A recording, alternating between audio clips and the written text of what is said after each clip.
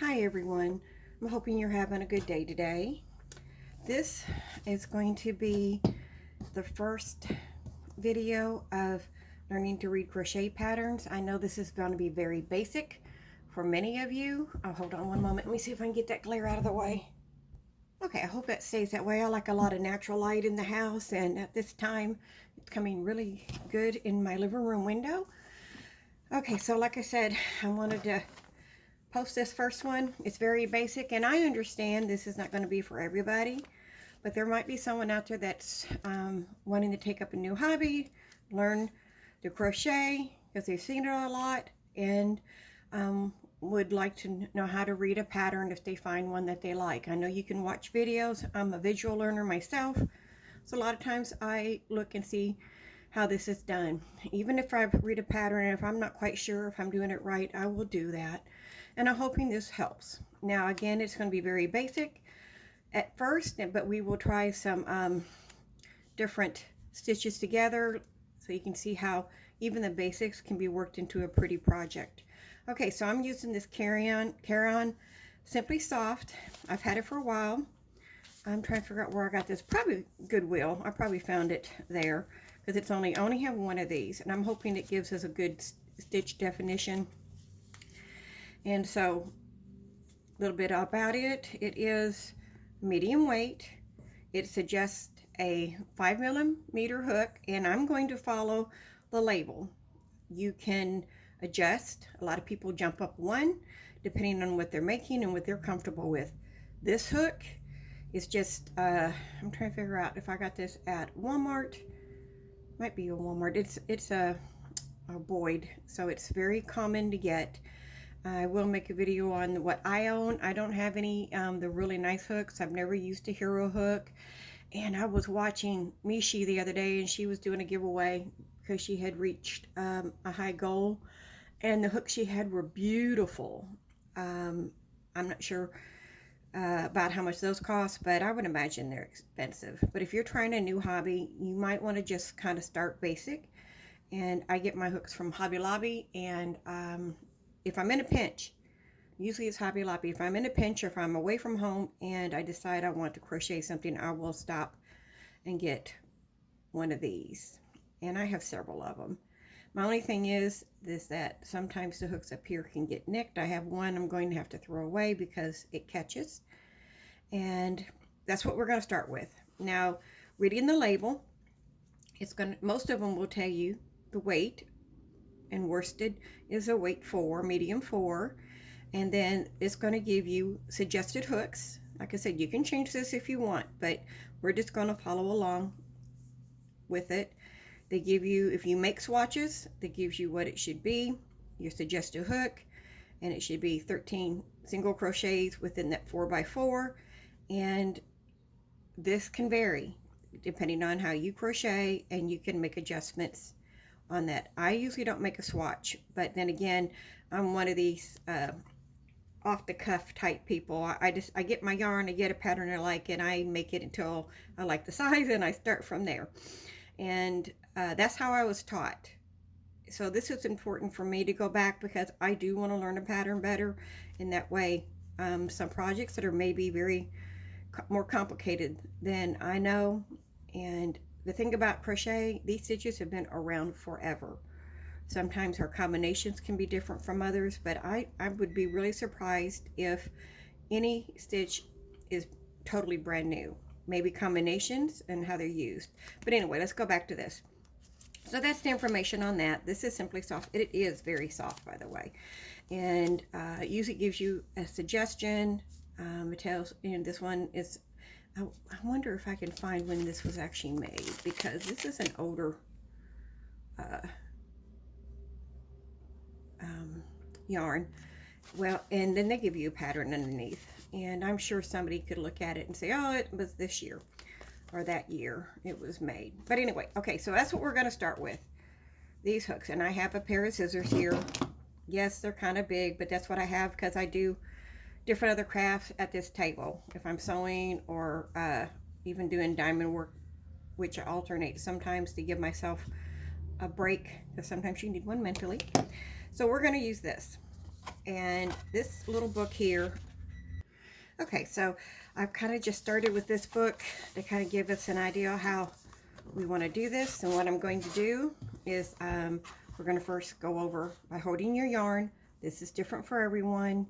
You find what's comfortable for you. I will show you how, one, I was taught, and then two, how I usually hold yarn depending on sizes. And then you're holding your crochet hook. It's funny how when you crochet for a while, you don't think about how you're doing this, but there are a couple ways that people, when you're first starting out, maybe try and see if you like it. We always start with a slip stitch because that's how we're going to make our chain. And then this is a chain, this is abbreviation, and this is the symbol. And that's kind of what I want to do here. We want to show these things. And then we're going to, next, I've only got up to like 4 lessons, but we're going to go over, this isn't hard. This is slip stitch when you're crocheting, and you use this sometimes in doing your patterns, and then single crochet. And what we're going to do, we're going to use the same yarn, and we're just going to climb up until it looks enough, or we have to change because of a stitch count that's different. But we are going to see a lot of this orange yarn. Let's see, what is it called anyways? Let's see, it came apart. Yep, just orange. And then we're going to go on to 3, 4. Again, we'll review, and then we're going to go in how you can go on your patterns. You can do a first working in front loop, back loop, and then of course you can go in through both loops, and then it'll just show. And these are the symbols, and we're going to go over that. And then what I'm hoping to do, did I? Oh yeah, I'm sorry, I missed this one. So then we're going to do a half double. Some people don't like this, but I you know, none of the stitches right now bother me to do, but I haven't learned every stitch, so I'm sure there's something. And then a double crochet, and then triple crochet. These are you know, very basic, but by combining some of these, you can make really pretty stitches. And that's what I want to show you how to do. If you're learning, you can still go beyond just a single crochet, if that makes sense. All right, so we're going to put this aside, and let's kind of see by holding yarn. This is, since the medium weight, when I was taught, and man, I wish I could remember how, it was always wrap around your fingers and bring it over your index finger. I've shortened it to where I can hold, these fingers tend to hold these, and maybe it's because I have arthritis, so a lot of times I'm holding my yarn this way. But if you do whatever you have to do to keep your attention, and the way you know what you want to do for your work, practice with it. It seems awkward. I don't think about how I'm doing this, so showing it's kind of funny because it's like, oh, I had to think, and I had to do it a couple of times off camera to see, what do you do?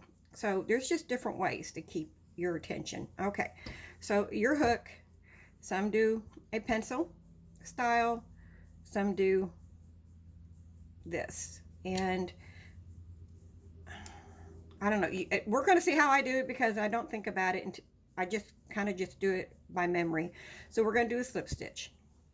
There are, again, different ways to slip stitch. I tend to do mine this way, and then others just kind of make your loop, bring your tail over, and then catch it. And then I have seen other ways. They actually go around the hook and crochet it.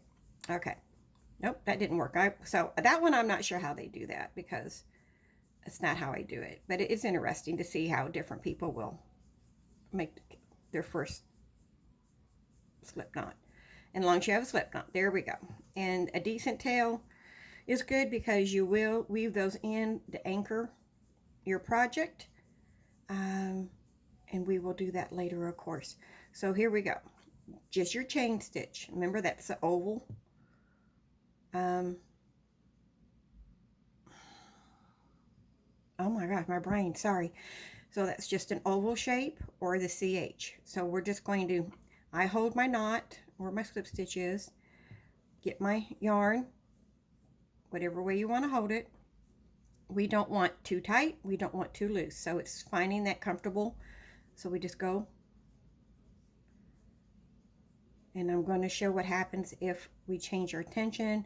Let's say you start getting loose, or you let go, and then you can go, you know, you end up getting, yes, it's easy, and you might need it this loose for something else, or you might change the way you hold and get too tight.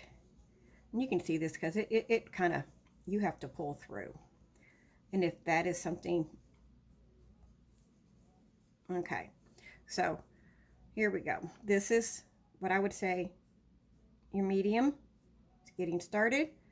We can get really loose, or we can get really tight. Now, if we're inconsistent, this will affect, of course, how everything looks. So practice, and this might seem like, oh my gosh, I'm doing the same thing. It's just a chain. But we're not practicing just making a chain stitch. You're going to practice holding your yarn, find your comfort in your needle. I crawl up my yarn a little bit after so many stitches. And so this is how I'm holding my hook. Later, we're going to learn that certain patterns need certain amount of stitches. I'm not counting for this. I don't want to have you guys worry about that, because the few stitches we are going to be doing, we can do at any chain stitch count. Okay, that was basically all I wanted to show today, just to give you an idea of your chain, and this is going to be your base for your project. Normally we work in these loops, but there's a back loop. We will go over this a little bit more later on, and especially when we start building our project, we can show how you could do this, the difference on how it looks this way and this way. Okay guys, I hope you have a good day. I hope you enjoyed this, and I hope for those that it's helpful, that it helps you to jump into crocheting.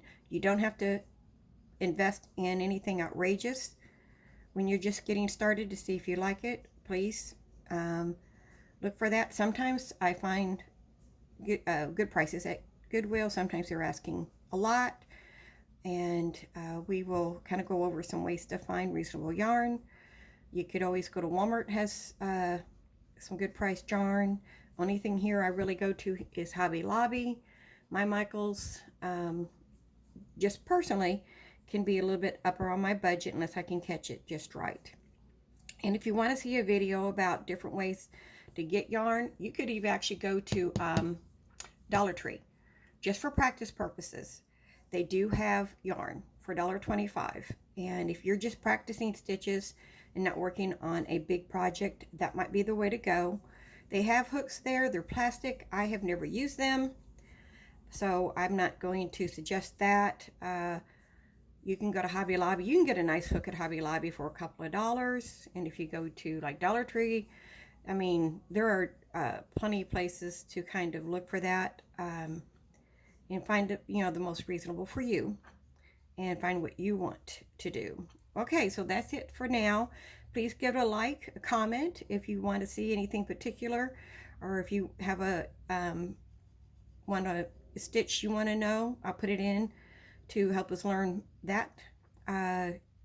If you want to continue to see these videos, please follow. And I am surprisingly, to me, almost at 100 followers. I did not think that would happen. I didn't start this to kind of, I mean, I'm going to be excited if it builds up and people really like it. I'm doing this because I enjoy it, and someone took the time to teach me. So I hope you have a good day, and I will hopefully see you later. Bye for now.